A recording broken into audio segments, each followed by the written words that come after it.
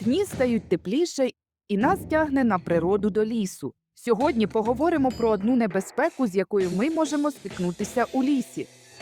Кліщі. Існує понад 50 тисяч видів кліщів, тож розглянемо декілька фактів про кліщів.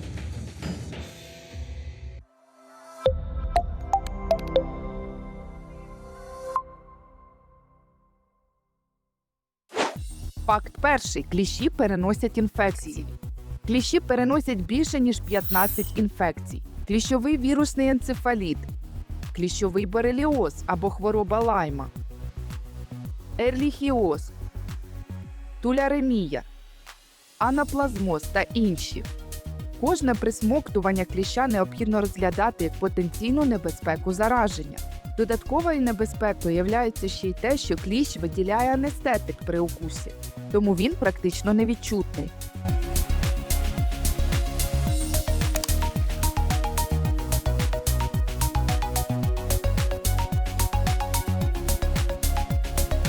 Потрібен ретельний огляд, оскільки вкусити може й так звана німфа – молодий дуже маленький кліщ.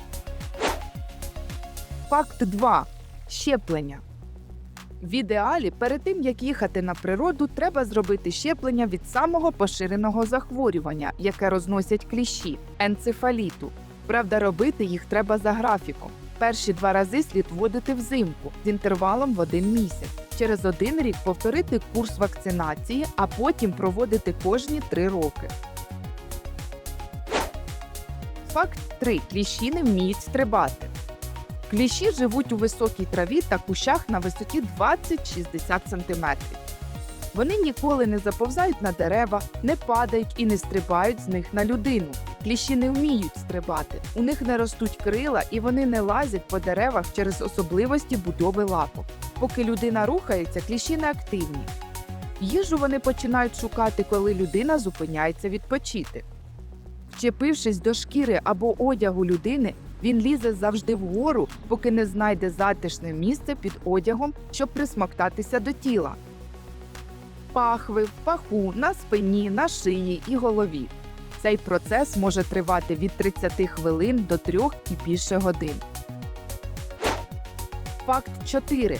Кліщі активні в прохолодну погоду. Кліщі найактивніші перед дощем і в прохолодну погоду, оскільки вони гинуть при температурі понад 55 градусів по Цельсію і мають погану терморегуляцію, то уникають прямих сонячних променів. Факт 5. Кліща, що присмоктався до тіла, слід витягти якомога раніше. Чим швидше це буде зроблено, тим менша ймовірність того, що в кров потрапить збудник небезпечного захворювання. Якщо вас укусив кліщ, то, по-перше, не панікувати. Пам'ятайте, що в будь-якій критичній ситуації необхідно зберігати спокій і врівноваженість. Перше, що потрібно зробити, це продезінфікувати місце укусу. Потім візьміть кліща пінцетом біля самої поверхні. Повільно і обережно витягніть його зі шкіри.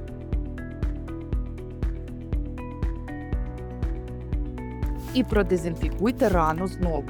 Потім кліща обов'язково потрібно дослідити на наявність збудників кліщового вірусного енцефаліту, кліщового бореліозу та інших інфекцій. Часто пишуть про спосіб видалення кліща за допомогою рослинної олії. Нібито кліщ почне задихатися і вилізе сам.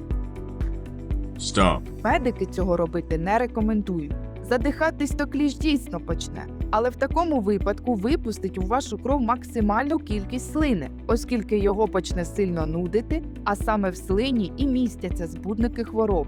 Обов'язково зверніться до лікаря, якщо після видалення кліща у вас з'явилася температура або болить голова, якщо з'явився висип або червоні й набряклі ділянки на шкірі, якщо не вдалося видалити кліща.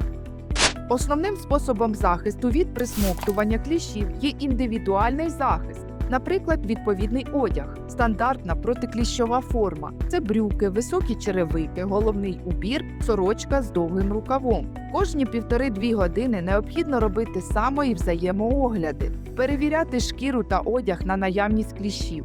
Тож бережіть себе і будьте здорові!